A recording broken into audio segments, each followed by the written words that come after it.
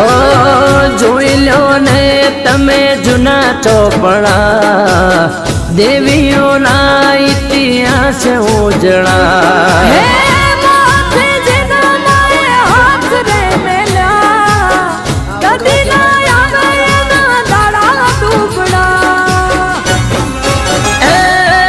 હાથમાં લીધા ઘઉં ચોખે ચોખ્ખું કહું હાથમાં લીધા ઘઉં ચોખે ચોખ્ખું કહું વેણ બોલે મારી માતા ખોટું થવાને નહીં દઉં